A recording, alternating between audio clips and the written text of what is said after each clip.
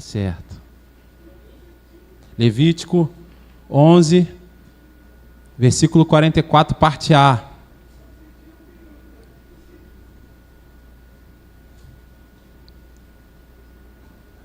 Amém, meus irmãos? Assim diz a palavra do Senhor: pois eu sou o Senhor, o Deus de vocês.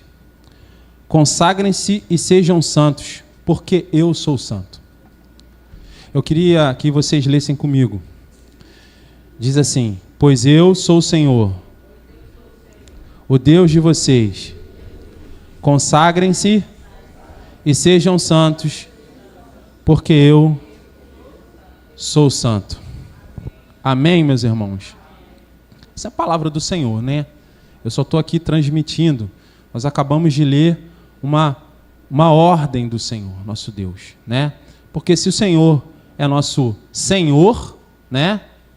Ele também significa dizer que a palavra Senhor já é autoexplicativa, né? Significa que Ele é o nosso dono, não é isso?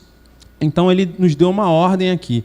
Nesse texto Ele está dizendo para a gente o seguinte: pois eu, o Senhor, o Deus de vocês, eu sou o Senhor, o Deus de vocês, né?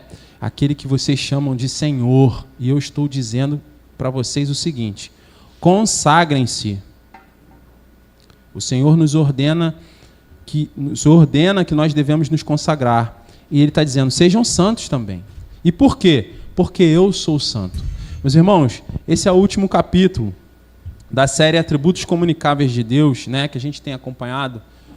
Geralmente é pela manhã, foi pela manhã, hoje teve uma exceção, né, e a gente está trazendo aí o último capítulo à noite, mas eu creio que os irmãos já viram os outros, né? Nós estamos falando de atributos comunicáveis de Deus e hoje nós vamos falar de um outro atributo comunicável de Deus.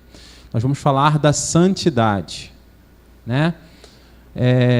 Atributos comunicáveis de Deus são aqueles atributos de Deus que Ele deseja comunicar com as suas criaturas, com aqueles que foram feitos à imagem, à sua imagem e semelhança. Ou seja, atributos comunicáveis de Deus são qualidades, né, do Senhor, né? São atributos propriamente ditos que Ele quer comunicar conosco, que Ele quer que nós o copiemos, né? Então, esse texto aqui expressa, ele diz: sejam santos porque eu sou santo, né? Me acompanha, né? Sejam, como Paulo diz, sejam imitadores de Cristo, né? Então, meus irmãos, os atributos comunicáveis de Deus são aqueles que ele deseja compartilhar, né?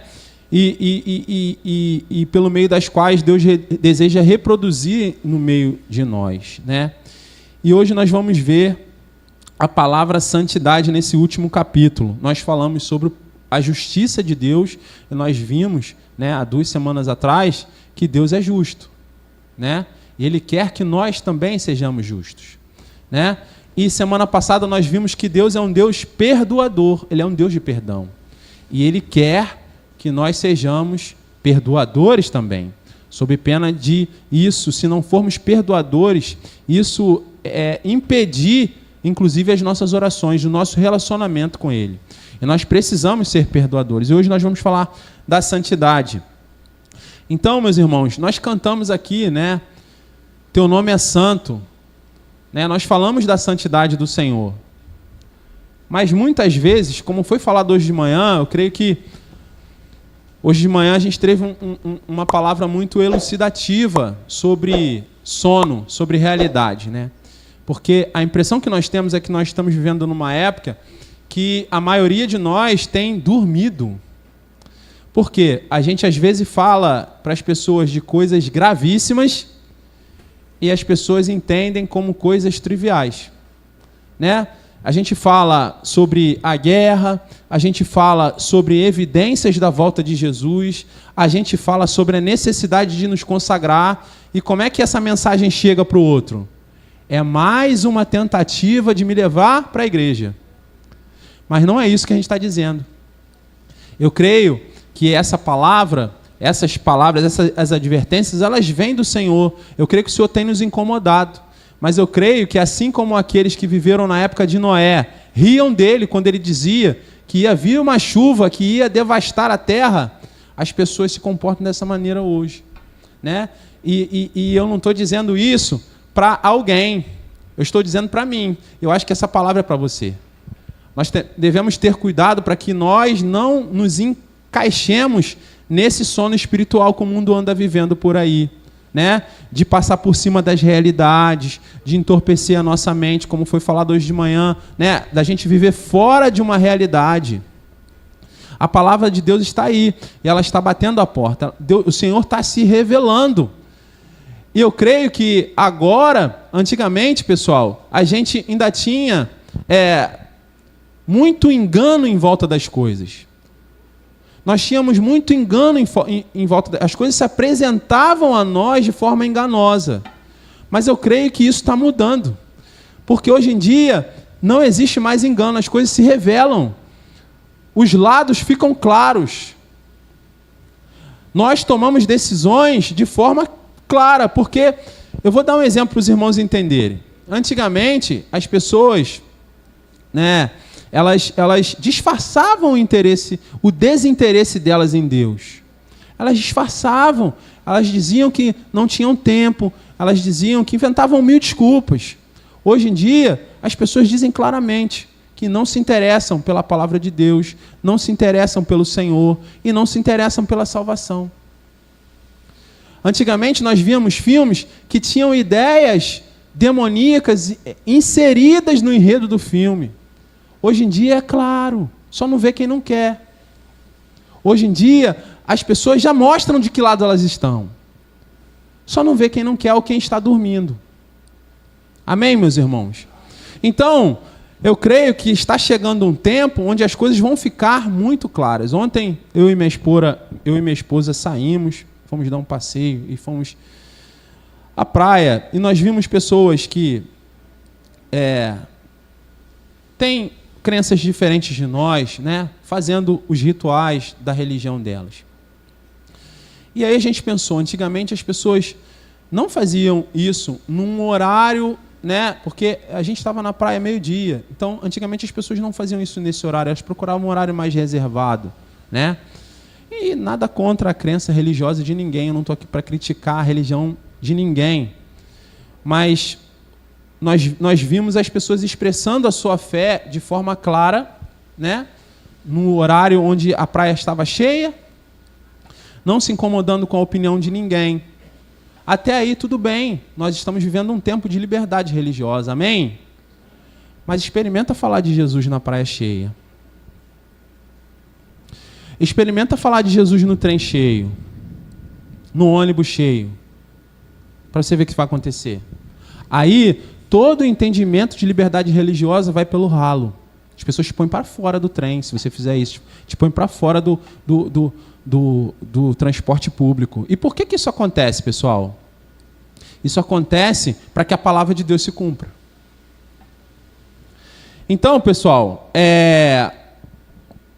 nós cantamos aqui, né? Santo, santo, santo é. E às vezes a gente esquece o significado da palavra santidade, a gente esquece o que significa para nós, o que deve significar para nós a santidade de Deus. Porque a Bíblia traz uma ideia de santidade muito rica. Então Deus é santo. E por que Deus é santo? Meus irmãos, vocês já pensaram nisso? Por que Deus é santo? Deus é santo porque Ele é moralmente perfeito, certo? Mas a ideia não é só essa. A santidade de Deus vai muito além disso. Caminha para muito além disso. Isso é só uma parte. O fato de Deus ser moralmente perfeito simboliza a santidade, mas isso é só uma parte. A Bíblia traz uma ideia de santidade maior e mais rica. Na verdade, ela descreve Deus como uma força criativa por trás de todo o universo. Ele é o único que tem poder para criar um mundo cheio de vida, beleza. E toda essa capacidade torna Deus único, que é o significado da palavra santo. Deixa eu explicar uma coisa para vocês, meus irmãos. Quando a gente pensa na complexidade do funcionamento do nosso organismo, você já pensou nisso? Geralmente a gente só pensa nisso quando a gente fica doente. E o médico traz aquelas palavras difíceis que a gente não entende nada, não é? Mas quando a gente pensa na complexidade do funcionamento do nosso organismo, a gente entende a nossa pequenez diante de Deus. Olha, meus irmãos, hoje, infelizmente, eu vi uma notícia que um colega meu, né, uma pessoa que é um colega, né? Ele acabou falecendo assim do nada, parecia uma pessoa saudável, era uma pessoa de meia idade, saiu para fazer um Cooper, né? Saiu para correr, se exercitar, chegou em casa sentindo muita dor no peito e acabou falecendo. Levaram para o hospital e ele acabou falecendo, né? E a gente está caminhando e está tudo bem com a gente está correndo, faz exercício, aparentemente somos pessoas fortes, isso nos faz esquecer que somos frágeis e que podemos quebrar a qualquer momento.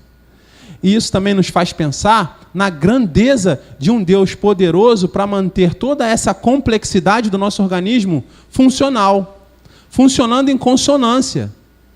Vocês entendem? E quando a gente pensa nisso, a gente se coloca diante de um Deus tão grande que a gente não consegue explicar.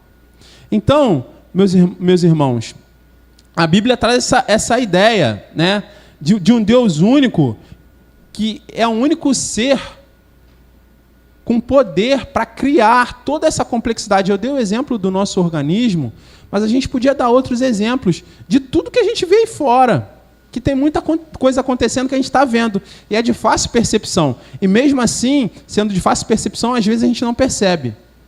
Mas maiores são as coisas que estão acontecendo, a gente não está vendo. E estão acontecendo em consonância. E todas essas coisas estão debaixo do senhorio do nosso Deus. Então, pessoal, a santidade de Deus, ela é algo muito intenso.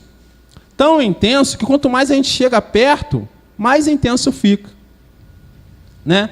Outro dia, eu estava assistindo um vídeo sobre a santidade de Deus, né? E eu vi a pessoa que estava falando, ela fez uma analogia com o sol, né?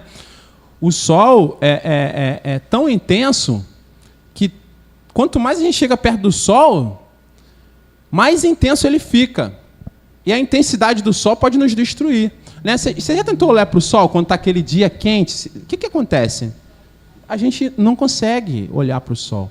Né? E quanto mais perto da gente fica, né, mais intenso ele fica. Eu estou com medo do verão, né, quando o verão chegar, porque a gente não está no verão e a gente está passando um aperto danado. Hoje, graças a Deus por essa chuvinha aí, que deu uma refrescada. Então, mais ou menos, a santidade do Senhor é como o sol. Ela é intensa. E quanto mais próximo a gente fica da santidade do Senhor, mais intensa ela fica. E se nós estivermos impuros na presença de Deus, essa intensidade ela se torna perigosa, porque ela pode nos destruir. Vocês entenderam? Essa intensidade da santidade ela se torna perigosa, porque ela pode nos destruir. Eu vou pedir para você abrir em Êxodo 3, nós vamos ler do 1 a 6, só para a gente exemplificar e para a gente ver a importância dessa santidade do Senhor. A importância não, né? Para a gente ver na prática o que eu estou falando aqui. Né? Êxodo 3, nós vamos ler do 1 ao 6.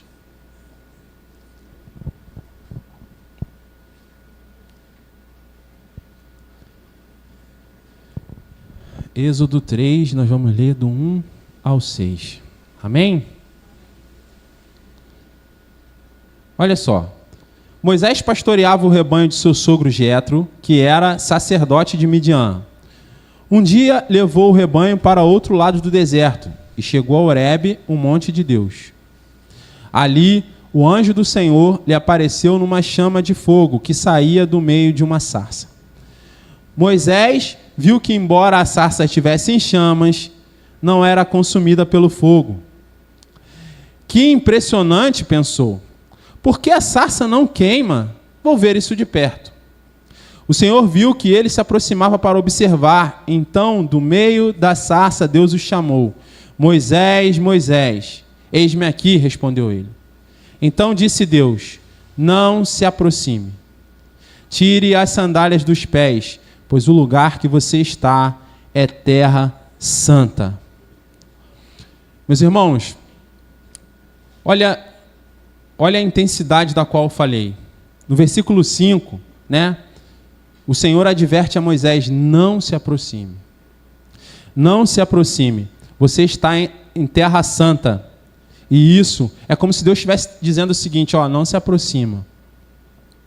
Você está numa terra santa e isso pode ser perigoso para você. E nós podemos ver isso também, pessoal, em Levítico. Levítico capítulo 10. Se os irmãos puderem abrir aí, para acompanhar.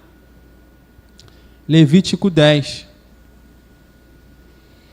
A gente vai ver que Nadab e Abiú, né, que eram sacerdotes, eles experimentaram da santidade, da intensidade da santidade do Senhor.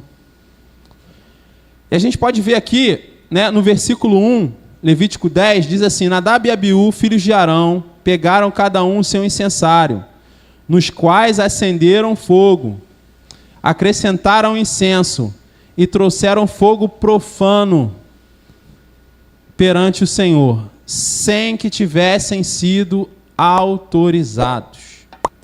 Então saiu fogo da presença do Senhor e os consumiu. Morreram perante o Senhor. Moisés então disse a Arão: foi isso que o Senhor disse: aos que de mim se aproximam, santo me mostrarei. À vista de todo o povo, glorificado serei. Arão, porém, ficou em silêncio. Meus irmãos, esse texto aqui que a gente acabou de ler me causa muito temor. E eu dou graças a Deus por Cristo Jesus. Sabe por quê? Deixa eu trazer um exemplo para você. Meus irmãos, isso aqui aconteceu antes da nova aliança, não é? Mas Deus mudou de lá para cá? Deus sofreu variação de mudança? Ele mudou o humor, a personalidade? Então estamos diante de um mesmo Deus, não é? Quantas vezes nós nos apresentamos diante do Senhor dessa forma que Nadab e Abiú se apresentaram? Fazendo as coisas do nosso jeito, do jeito que a gente quer, do jeito que a gente entende que é certo. Fazendo as coisas da nossa cabeça. Apresentando fogo profano diante do Senhor. E por que nós não somos consumidos pela presença do Senhor? Graças a Deus por Cristo Jesus. Amém? Amém? Que nos purifica. Então, meus irmãos, a presença de Deus consumia. E não porque era algo mal. Às vezes a gente pensa assim, pô, mas o que ele está querendo dizer? Que a presença de Deus consome. Então é algo ruim? A santidade de Deus é algo ruim? Não. Não porque era algo mal, mas ao contrário, porque era algo tão bom que não se coaduna com o mal. Ele expulsa o mal. É algo muito bom, muito puro. A presença de Deus é algo muito puro, é algo muito bom, a santidade do Senhor. Então, pessoal, qual é a solução para entrar na presença de Deus?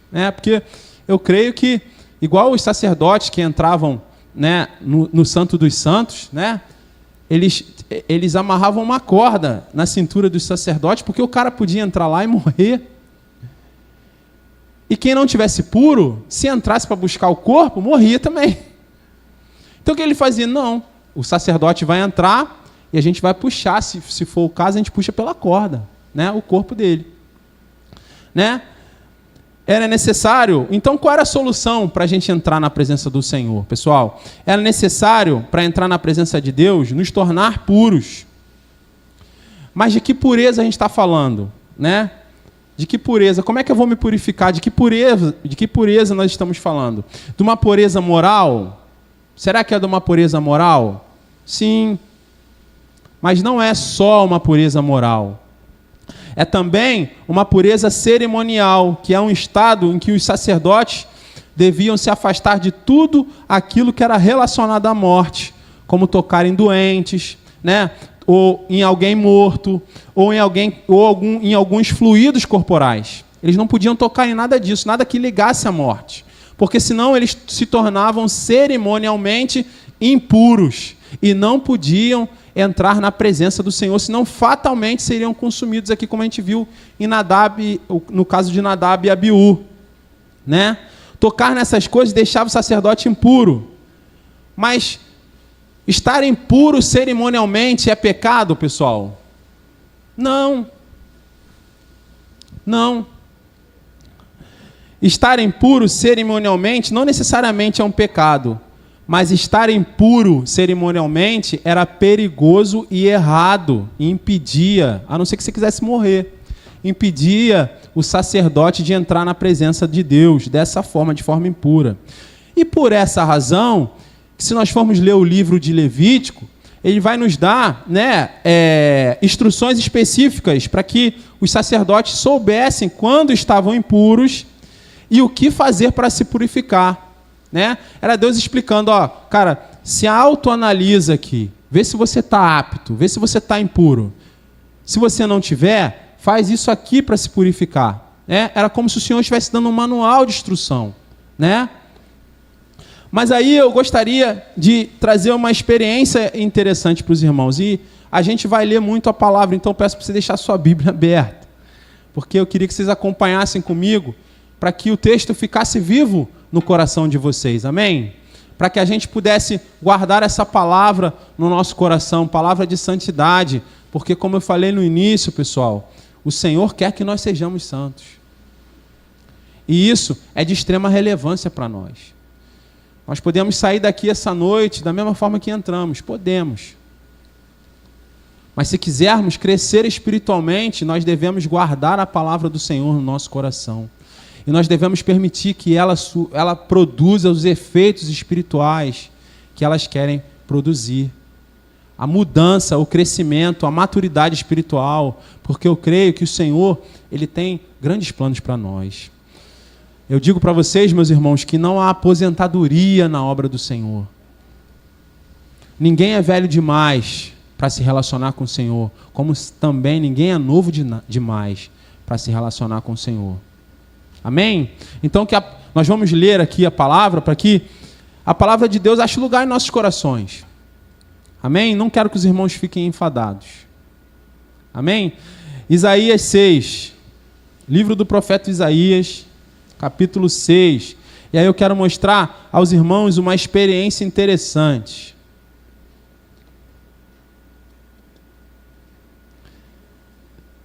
Isaías, capítulo 6, versículo 1.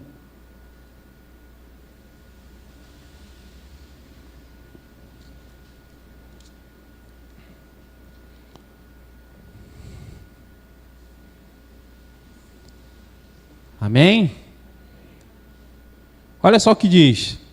No ano em que o rei Uzias morreu, eu vi o Senhor. É Isaías falando. No ano em que o rei Uzias morreu, eu vi o Senhor assentado num trono alto e exaltado. E a aba de sua veste enchia o templo. Acima dele estavam serafins, cada um deles tinha 6 asas.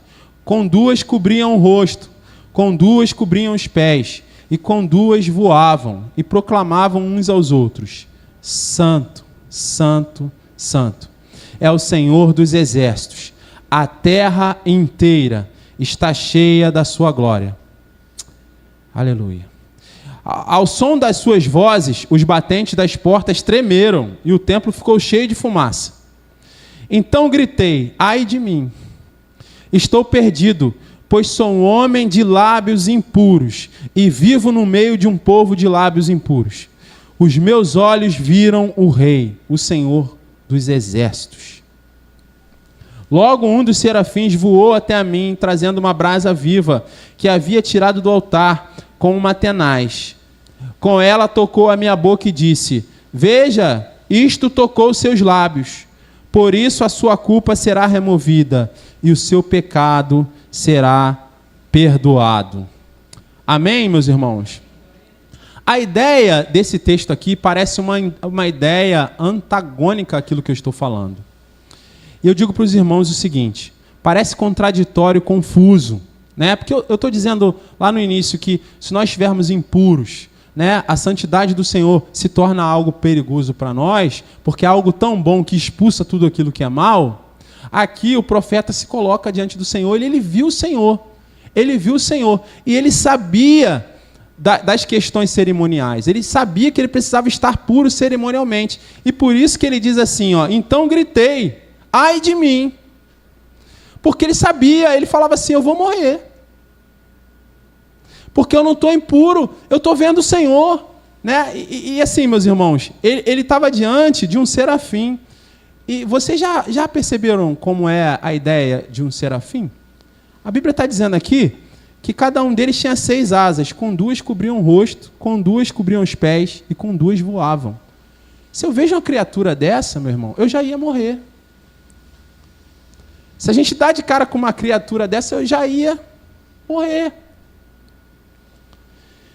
Mas aí, Isaías disse o seguinte, no versículo 5, ai de mim, estou perdido, pois sou um homem de lábios impuros e vivo no meio de um povo de lábios impuros. Ou seja, ele está dizendo, eu não estou puro, a minha boca não está pura, eu vivo no meio de pessoas que não estão puras e eu estou cerimonialmente impuro. Ou seja, vou morrer. Eu vou morrer. Né? E aí, meus irmãos, um serafim voou até ele e trouxe uma brasa viva que havia tirado do altar com uma tenaz. E essa brasa viva, né, toca a boca do profeta, toca a boca de Isaías. E o serafim diz, veja, isso tocou os seus lábios, por isso a sua culpa será removida e o seu pecado perdoado. Ou seja, isso tocou os seus lábios. Você está purificado. Agora a santidade e a presença do Senhor não vão te destruir. Ora, parece uma ideia antagônica, porque a gente viu lá em Levítico que aquilo que o sacerdote tocava tornava ele impuro, mas aqui a gente vê uma ideia contrária. A gente vê algo tocando no profeta, e em vez de tornar ele impuro, tornando ele puro. Ora, como compreender isso? É uma experiência muito interessante. E a gente vai entender porque Ezequiel teve uma experiência parecida. E eu quero pedir aos irmãos aqui que abram os olhos espirituais para entender no livro de Ezequiel 47. Ezequiel 47. Né?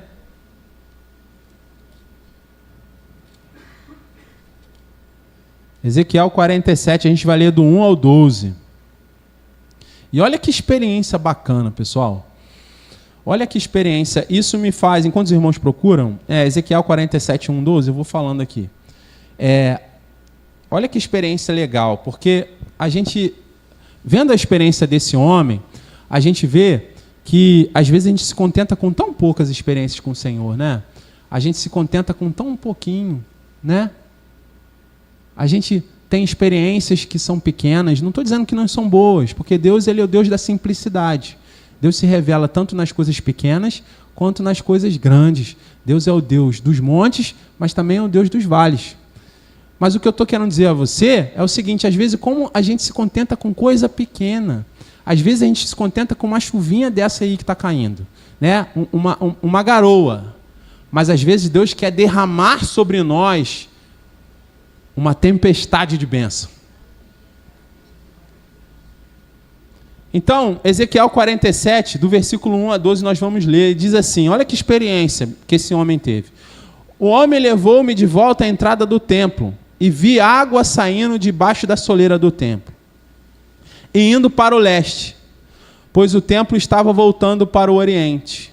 A água descia de debaixo do lado do sul do templo, ao sul do altar. Ele então me levou para fora, pela porta do norte, e conduziu-me pelo lado de fora até a porta externa que dá para o leste. E a água fluía do lado sul. O homem foi para o lado leste com uma linha de medir na mão. Enquanto ia, mediu 500 metros e levou-me pela água, que batia no tornozelo. Que os irmãos percebam, era uma água que escorria. Agora já está batendo no tornozelo.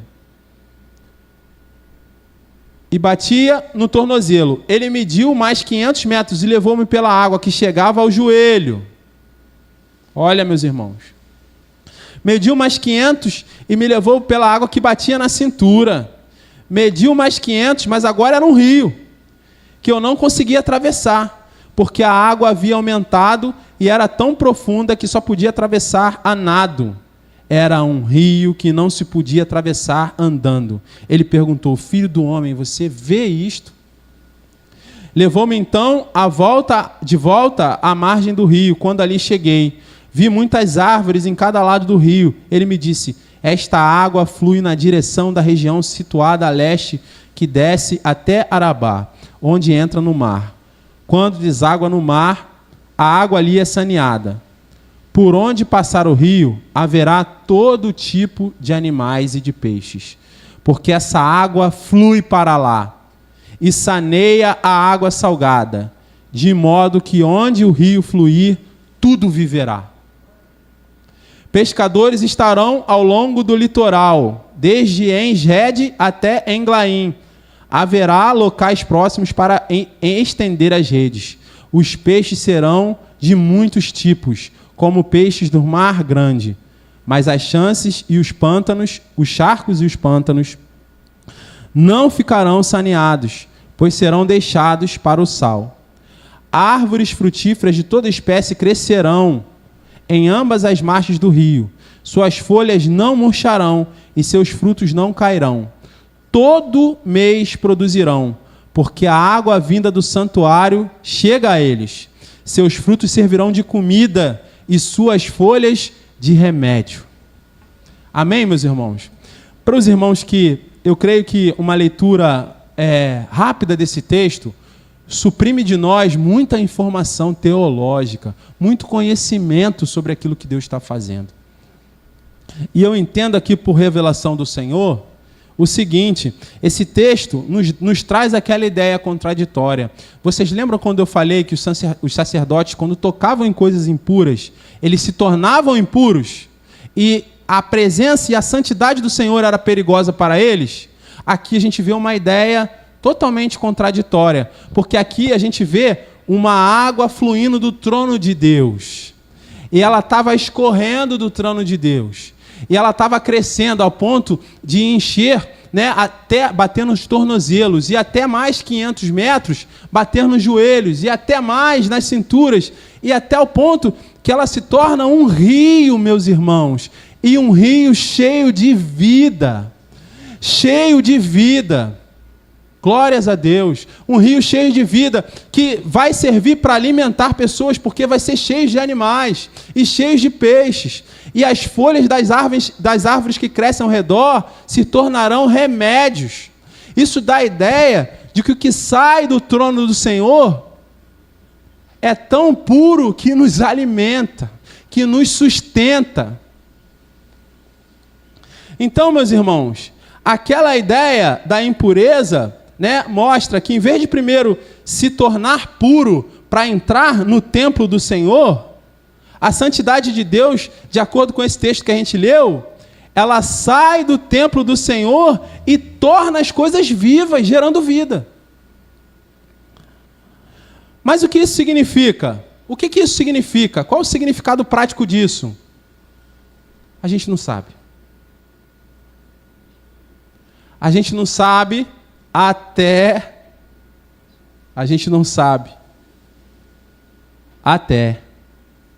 o nascimento de Cristo Jesus. A gente dá um salto na história e aí nasce Jesus. Nasce Jesus. E Jesus, ele vem dizendo, se auto-intitulando como a personificação da santidade de Deus.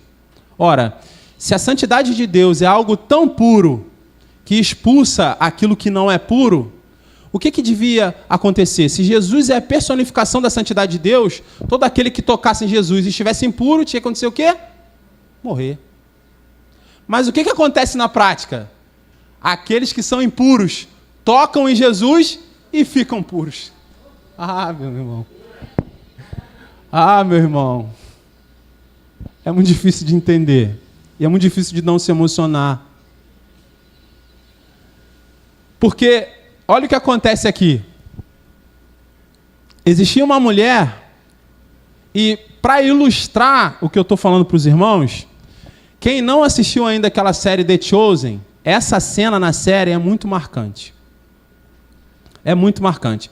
Existia uma mulher que sofria de um fluxo de sangue. Os irmãos conhecem essa história. Ela sofria de um fluxo de sangue, né, que não parava. Era como se ela tivesse regra mensal a vida inteira.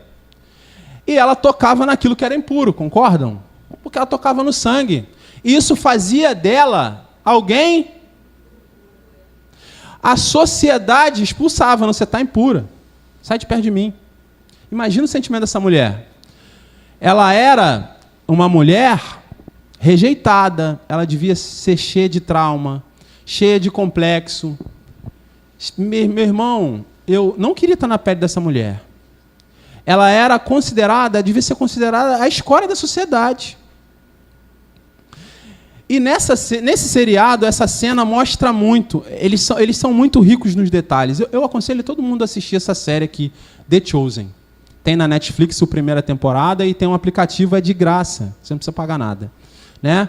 Então, meus irmãos, ela pensa, peraí, se eu tocar nesse cara aí, se eu tocar nele, eu vou ficar pura. Só que a ideia era o contrário. A ideia que eles praticavam na época era contrário. Se ela tocasse em Jesus impura, Jesus se tornaria impuro cerimonialmente, concordam? E aí ela pensa, eu vou tocar. E aí tem uma multidão, e aí, meus irmãos, essa é uma lição de fé. Porque não foi fácil chegar lá. Não foi fácil chegar em Jesus. E nós devemos aplicar isso nas nossas vidas. Por quê? Porque às vezes a gente ouve um versículo aqui e a gente quer aplicar na nossa vida de forma fácil e simples. Ah, é isso aqui. A gente esquece que a gente precisa lutar pelo aquilo que a gente quer. Se o Senhor fala para a gente que nós somos amados, de fato nós somos amados. Eu só estou abrindo um parêntese, né? Se o Senhor fala para a gente para não andar ansioso por coisa alguma, é porque nós não devemos andar ansiosos por coisa alguma. Antes, devemos apresentar nossas orações ao Senhor. Não é isso que diz lá em Filipenses 4:6? Só que existe um processo, e um processo de luta. E de luta muitas vezes aqui, ó, luta mental. Por quê? Porque a razão vai dizer assim, não funciona para você, funciona para o cara que está do teu lado. Mas a palavra de Deus é para todo mundo. Aí você vai falar assim, mas eu estou ansioso, eu preciso de cura. Mas a palavra de Deus vai dizer assim, não, você precisa da minha palavra. Absorve, se alimenta da minha palavra, que a minha palavra também pode te curar. E eu não estou dizendo aqui, meus irmãos, que se alguém estiver doente não precisa de médico. Existem pessoas que precisam de médico, precisam de medicação. Não é isso que eu estou dizendo, para você não ir no médico. Eu estou dizendo que às vezes a gente precisa lutar para tomar posse das promessas de Deus na nossa vida. A gente precisa lutar. Não vai cair no nosso colo. O povo do Egito precisou lutar para entrar na terra prometida. Amém? Então essa mulher pensou assim, se eu tocar nesse cara, né? Se eu tocar nele, poxa, ele vai me tornar pura. E o engraçado é que no seriado ela toca em Jesus e na mesma hora ela sente que o fluxo de sangue para de descer e ela fala assim, eu tinha razão. Eu sabia. E Jesus para e fala assim, ó, de mim saiu o poder. Por quê? Porque algo que era para me deixar impuro, me deixou puro. Aconteceu algo espiritual aqui. E aí, os discípulos que estavam ao redor dele, que são como nós, cegos espirituais, caçoaram dele e disseram assim, pô, o cara quer que a gente saiba quem tocou nele. Tem um monte de gente aqui, como é que a gente vai saber? Ora, mestre, um monte de gente tocou, mas Jesus sabia que não era isso. Existe a história, a Bíblia também nos conta a história daquele homem que sofria de, o que hoje a gente chama de lepra, né, de hanseníase, mas naquela época deixava impuro. E as pessoas queriam distância. E nesse seriado essa cena também, gente, é muito legal. É muito legal, porque quando esse homem se apresenta até Jesus, todo mundo corre dele. E Jesus fala assim, vem cá.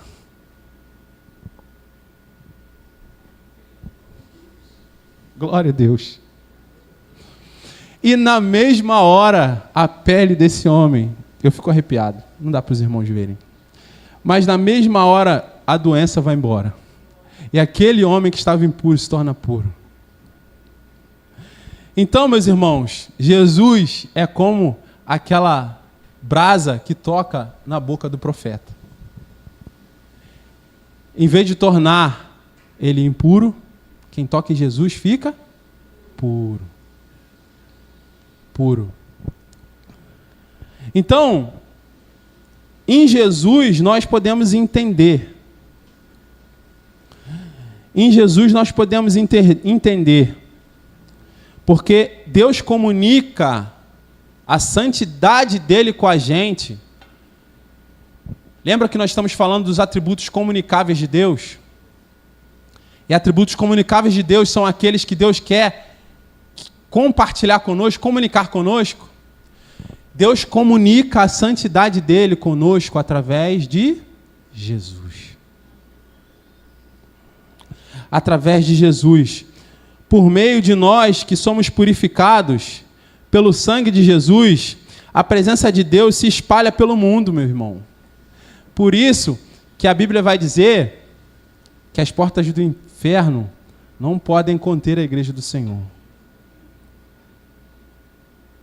Porque essa santidade, meu irmão, essa santidade que não vem de nós, vem do Senhor.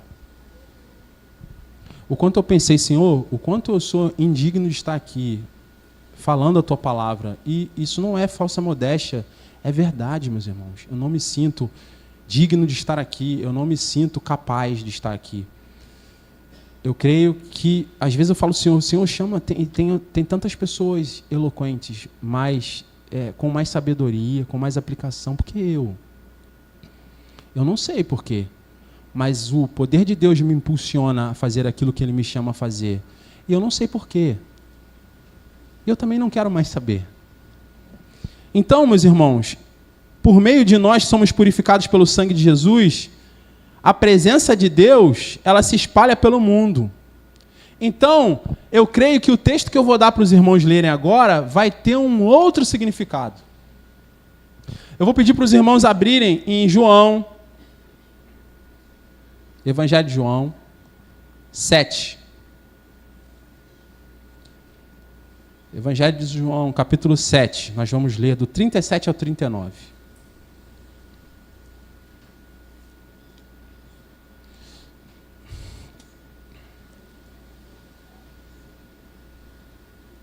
João 7,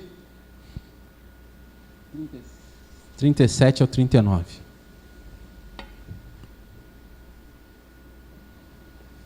Esse texto hoje vai ter um significado diferente para os irmãos, amém?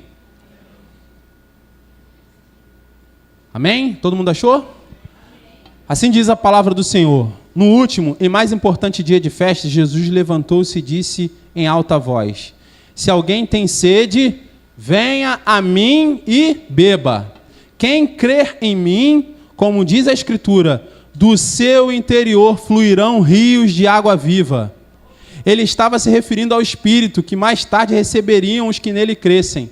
Até então, o Espírito ainda não tinha sido dado, pois Jesus ainda não fora glorificado.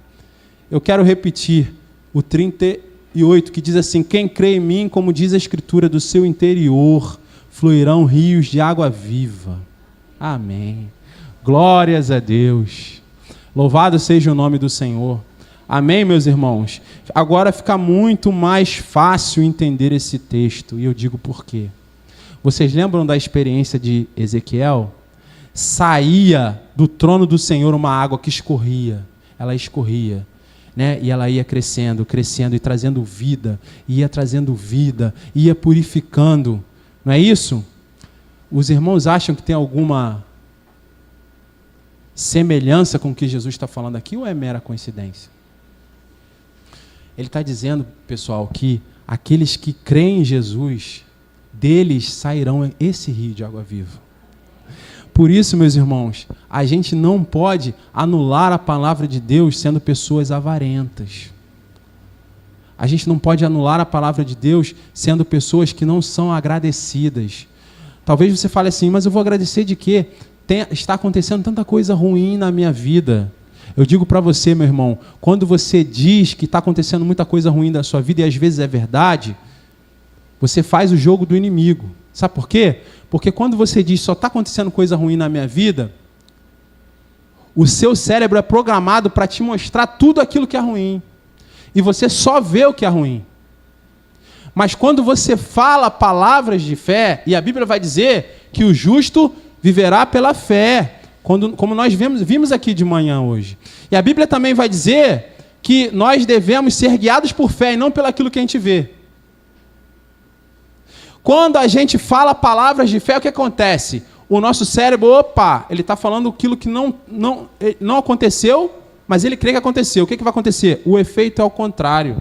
O teu cérebro vai mostrar para você as coisas boas que estão acontecendo, que você está ignorando.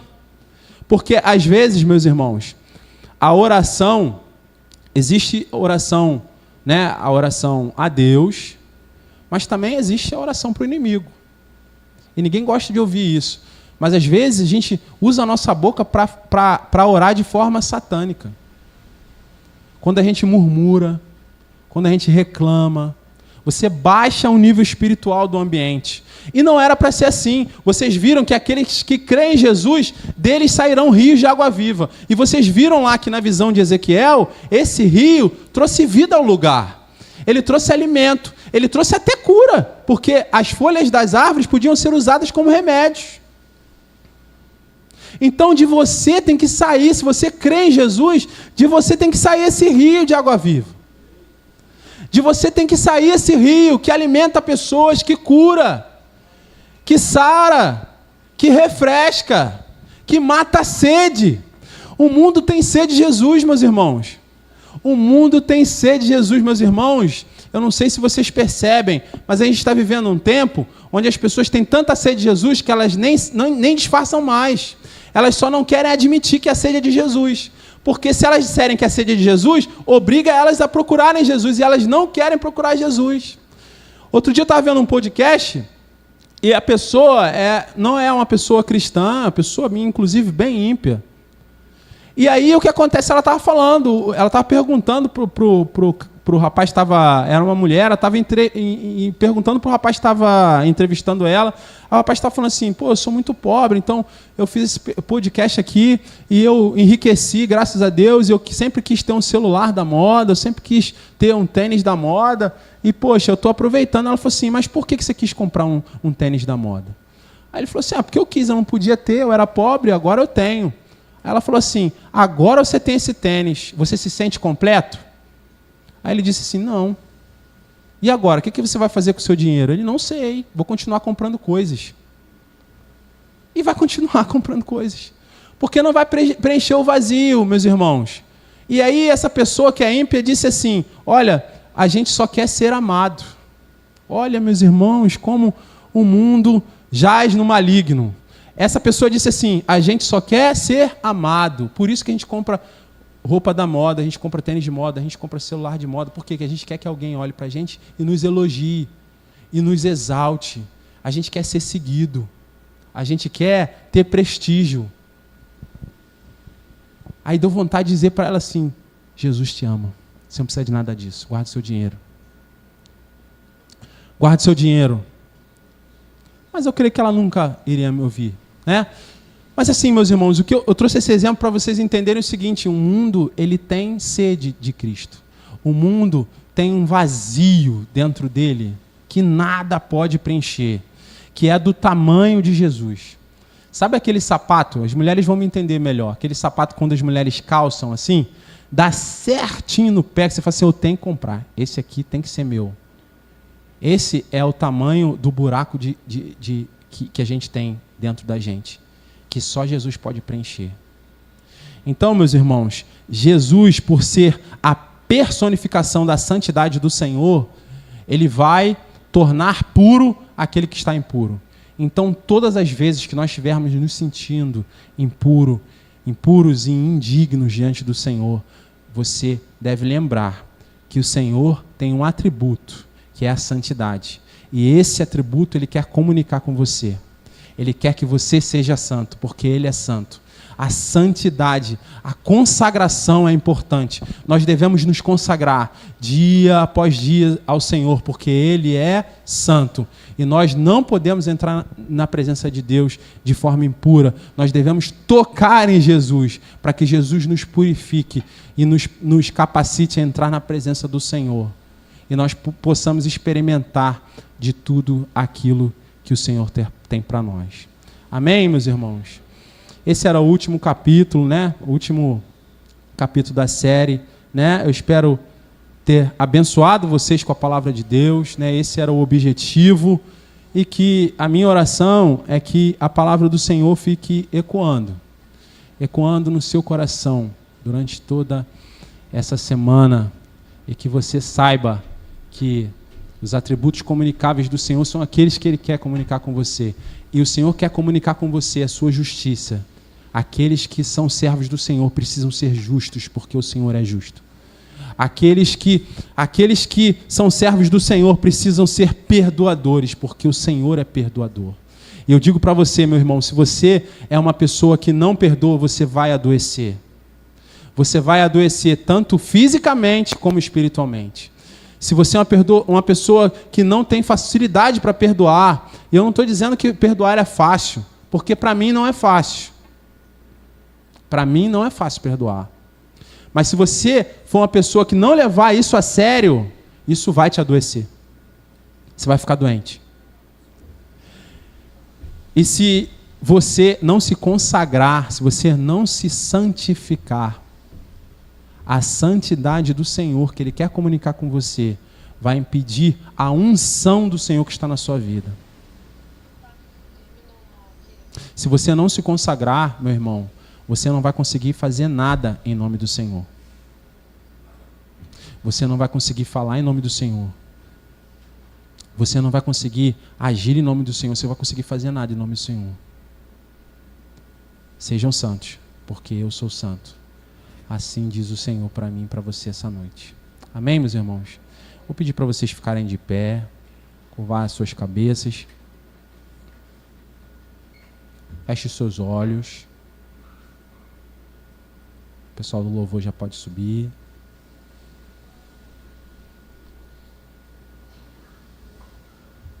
Feche os teus olhos. Eu não sei se tem alguém aqui entre nós que não teve a experiência. Enquanto todo mundo está de olhos fechados, eu vou pedir para você continuar de olhos fechados aí, essa noite. Feche os teus olhos.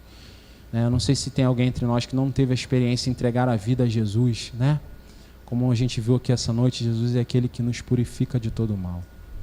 Jesus é aquele que transforma a nossa vida. E talvez o Senhor tenha trazido você aqui essa noite, não para que você assuma um compromisso religioso, não. Mas que você toque nele, para que ele te purifique. E eu não sei se é o teu caso. Se for, eu não vou te expor, mas se for, levante a mão. Eu quero orar por você, enquanto todos estão com os olhos fechados. Você não precisa, se expor. Eu sei que é difícil, a pessoa fica com vergonha, vai achar que vai trazer aqui na frente, mas se você tem essa vontade, vai ser um prazer orar por você. Se for, levante a sua mão, faça um sinal, eu quero orar por você. Amém? Mas então vamos orar. Senhor, obrigado.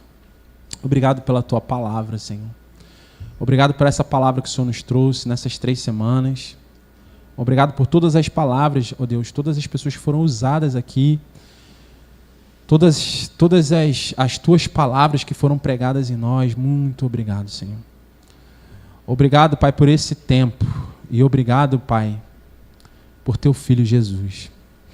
Obrigado, Senhor, porque o Senhor nos escolheu. Obrigado porque o Senhor nos apanhou na impureza. Obrigado porque o Senhor nos apanhou, Pai, muitos de nós, ó Pai, naquilo que o Senhor reprova. Mas o Senhor nos purificou, assim como o Senhor purificou aquela mulher do fluxo de sangue. E hoje nós somos puros diante do Senhor, não porque merecemos, mas por tua santidade. Santidade é essa que o Senhor quer comunicar conosco. Obrigado, Senhor. Nós te pedimos em nome do Senhor Jesus que o Senhor transforme as nossas vidas. Ó Pai, nos dá certeza e clareza e entendimento que nós, por crermos no Senhor, do nosso interior saem rios de águas vivas, que alimentam a muitos e que são remédio, que são, ó Deus, água refrescante que mata a sede de cada um de nós, Pai. Então, tira de nós as vendas espirituais. Senhor, em nome do Senhor Jesus, tira de nós a opressão maligna, que nos coloca às vezes como coitados, nos coloca às vezes, Pai, como reclamões, como murmuradores. Oh Deus, que nós possamos ter clareza. Espírito Santo, nós pedimos que o Senhor nos guie na verdade, porque a tua palavra é a verdade. Santifica-nos na verdade, Senhor. Nos mostra aquilo que o Senhor quer de nós. Aviva a tua igreja, Senhor. Nós pedimos em nome do Senhor Jesus, Pai. Faz de nós, ó Deus, seguidores compromissados, não com a igreja, mas compromissados contigo. Ó Deus, em nome do Senhor Jesus, Pai, Que nós não façamos nada para os homens ver, mas que nós façamos para a honra e glória do Teu nome. Oh Deus, nós entregamos ao Senhor as nossas vidas essa noite e oramos no precioso nome de Jesus. Amém. Graças a Deus. Meus irmãos, antes da gente cantar, eu queria chamar o pastor Antônio aqui para nos trazer a bênção, né?